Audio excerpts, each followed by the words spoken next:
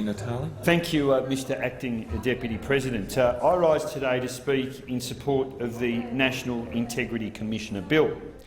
Now, this is the third straight time that the Parliament has had the opportunity to consider this bill. I'm the third leader of the Australian Greens to put this bill before the Australian Parliament. I do so at a time when there is a tremendous public appetite for reform in the area of politicians' entitlements, but an appetite around the issue of corruption more generally. What this bill does is it establishes a National Integrity Commission, which is effectively a corruption and standards watchdog. The National Integrity Commission would have three arms. It has the National Integrity Commissioner, which would be responsible for the investigation and prevention of misconduct and corruption in all Commonwealth departments, agencies and federal parliamentarians and their staff. It would, as a second arm, have a watchdog that ensures that law enforcement has some independent oversight.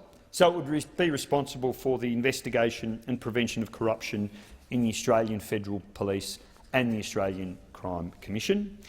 And finally, and perhaps most germane to the issue of the day, it would consist also of an independent parliamentary advisor. That is, an advisor that would provide independent advice to ministers and parliamentarians on conduct, on ethical matters and, of course, on the appropriate use of their parliamentary entitlements. So this is a bill that seeks to expose corruption, but not just corrupt behaviour, but also behaviour that is completely inconsistent with the standards demanded of us by the Australian community. It wouldn't just police and expose that corruption, but it would play a very important preventative role as well. It both through the functions of advising MPs around the use of their entitlements and other related issues, but also in the ability to be able to investigate cases where corrupt conduct is foreseeable, and they would be able to provide advice and make much more proactive findings in addressing issues of corruption. So let's go to the issue of the independent parliamentary advisor. It's effectively an independent umpire that has the ability to be able to make judgments around the appropriate use of parliamentary entitlements. Now, this is a very important issue. It's an issue that obviously has come to public attention in recent weeks because of the level of abuse that exists around the issue of parliamentary entitlements. And people have never held politicians in lower esteem than they do at the current time, and it is in part because of some people in this place who seek to use those entitlements that allow us to do our job in a way that furthers their own personal self-interest. We've seen people claim family holidays as work expenses. We've seen people travel to weddings, to rock concerts and so on, and claim these as professional business expenses. We, of course, had the spectacle of the former Speaker of the House travelling by helicopter to do a trip that I do very regularly by car in a helicopter. And one has to wonder about how someone can come to a view that that gross excess is acceptable. Having done that trip regularly myself, she was also guilty of gross stupidity, because I suspect she would have got there quicker had she have driven rather than take the time to board a publicly funded helicopter. But the issue here is this, is that collectively hundreds of thousands of taxpayer dollars are being spent in areas that are simply not consistent with what we would all accept is good practice. And at a time when the Treasurer tells us that the age of entitlement is over, that we're facing a budget emergency, that we need to tighten our belts, what message does it send to the Australian community that we here, as opinion leaders, are prepared to engage in those gross excesses? It is hypocrisy of the greatest order, and it is why we do need to have an independent umpire make judgments on whether something is a legitimate business expense. Now, one of the areas I think that most of us will agree on is that there is a large area of grey when it comes to deciding what is a work expense and what should classify as something that is a claimable or reimbursable expense. For example, as a portfolio holder in the area of health, and as somebody who until recently was not a government minister, being asked to open a conference interstate, was that something to which I was entitled to claim as a professional business expense? Areas of grey in that. What if the trip included a meeting with a candidate for office from my political party? What proportion of the trip should be claimable? All of those areas that I think we need some advice on. And that's why an independent umpire would take the discretion out of the hands of politicians, many of whom have shown they can't be trusted, but would also put some clarity around some areas where there are legitimate debates about whether they should be classed as reimbursable expenses. So here we have an opportunity to do something in a way that ensures that we actually get some movement on this issue. And instead what we saw from the government was a classic political response. Right out of the Yes Minister handbook, when you're in trouble, when there's a lot of public pressure on you as a government and you don't want to act, what do? Call for a review or an inquiry.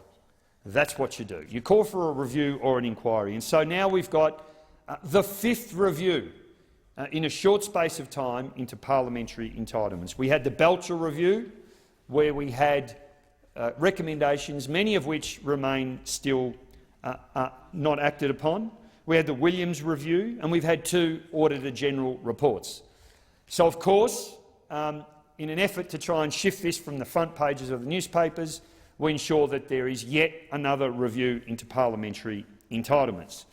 I note that the panel composition does not include a member of or former member of any of the crossbenchers. There are a number of Green MPs, Democrat MPs and indeed other crossbenchers who are no longer in this place who would have been able to make a valuable contribution to this issue. Instead, we see both the Labor Party and the Liberal Party represented on this panel, and of course what we will see is weak recommendations, but a ploy to ensure that we don't talk about it until the review hands down its findings, and hopefully by that time the issue will have left public consciousness.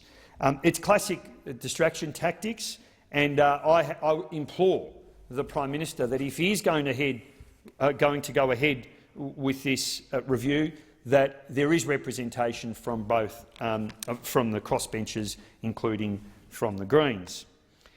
And the issue of the Office of Independent Parliamentary Advisor would ensure that there would be a legally binding code of conduct for all MPs to sign up to. That would ensure that we're very clear about what's expected of us, and then we would ensure that that independent umpire would offer impartial and consistent advice to MPs on what they can and can't claim. It is my view that the issue of parliamentary entitlements, of course, goes to something much, much deeper. I think it goes to a complete disengagement and disillusionment with the current political discourse in this place.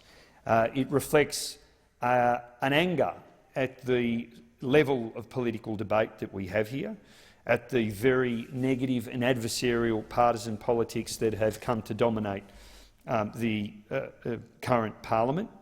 And I think we've got a unique opportunity to go some way to address that, to ensure that the work that we do in this place is made easier, not harder, because the community understand that we are acting in their interests and not in our own interests. There are other things that we should do that aren't, of course, the substance of this bill.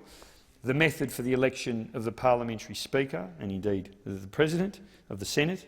I think that needs to be reviewed. We need to make some significant changes to our standing orders, including the way we engage in question time, and there are much broader issues around things like political donation. Now let me come to the other arms of this bill, because this bill is not simply about workplace expenses, as important as that issue is, but it's about the issue of corruption more generally. And we have in every state in Australia some version of an anti-corruption commission. And yet here in the federal parliament we have nothing. There's a view that somehow we are immune to the sorts of corruption scandals that have engulfed other state governments. And let me run through some of those, because corruption at a state level has been clearly identified, established, and individuals have been prosecuted. Only recently in South Australia we saw the chief executive of a state government agency charged with 2 accounts of abuse in public office. In Victoria, my home state, we've got the likes of an education department, a financial manager who funnelled $2.5 million from schools into his pocket and the pockets of his relatives and other departmental officials. Some of the money was spent on overseas trips, on lavish parties and so on.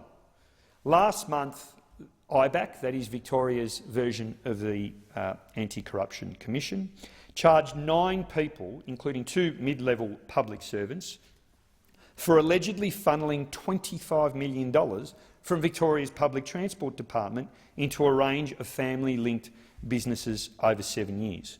How was that money spent? Well, on real estate, luxury goods, jet skis and a grand piano. And we now have IBAC turning its attention to revelations of a fraud worth up to $1 million involving the botched school computer system. And there are now growing calls in Victoria for the powers of IBAC to be ramped up because of what we've seen exposed.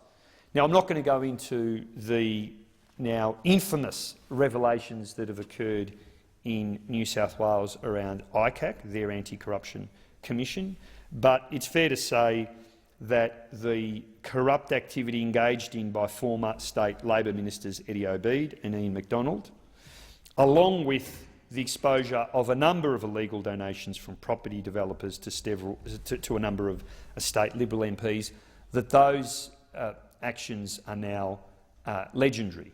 But the question is this: does anyone think that that behaviour is limited to state parliaments, that it does not cross state boundaries, that somehow the Australian Parliament is immune? And yet here we are, with the federal parliament, the only jurisdiction left unchecked against the very real threat of internal corruption and maladministration across the public service and indeed our law enforcement agencies. It's very, very clear, absolutely clear, that given the widespread and established corruption charges that have been dealt with at a state level, that we need, as a matter of urgency, a federal anti-corruption watchdog. We had the counsel assisting the New South Wales ICAC, Geoffrey Watson QC, and I'll quote him. He says, "I've seen things that show that federal politicians are not immune from temptation." And of course, information that was gathered by the New South Wales corruption body left him, and I quote, "convinced of the need for a federal ICAC." Unquote.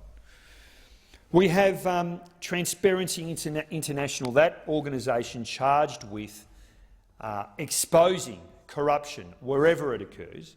We had Transparency International Director Neville Tiffin state, and again I quote, "It's almost unbelievable that the Commonwealth does not have an ICAC. Detractors say there's no need for a federal ICAC because there's no evidence that corruption exists at the federal level. This is a nonsense. They must believe behaviour changes as you board a plane for Canberra. Without a federal ICAC, we simply do not know the level of corruption that exists." Unquote.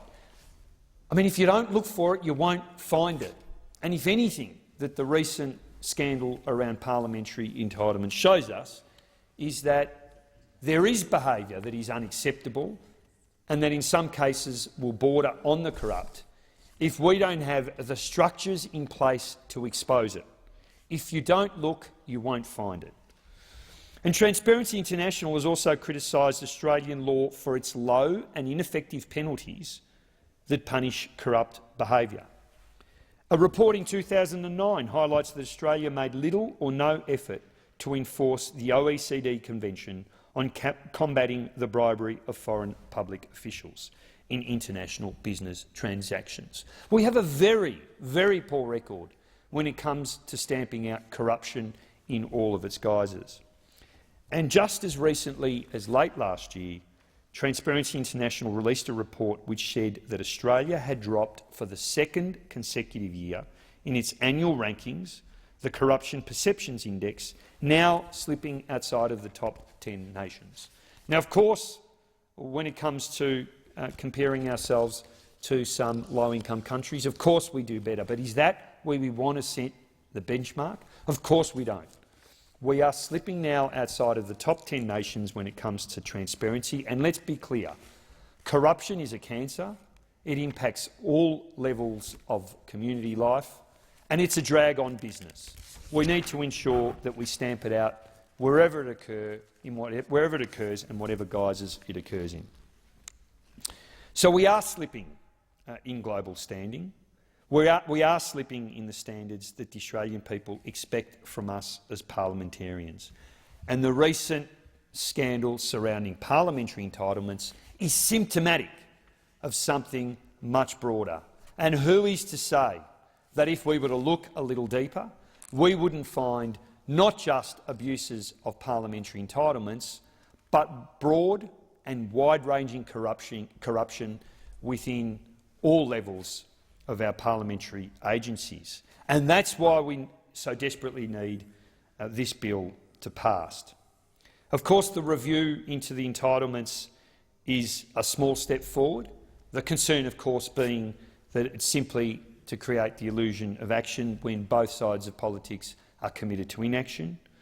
But it's nowhere near enough.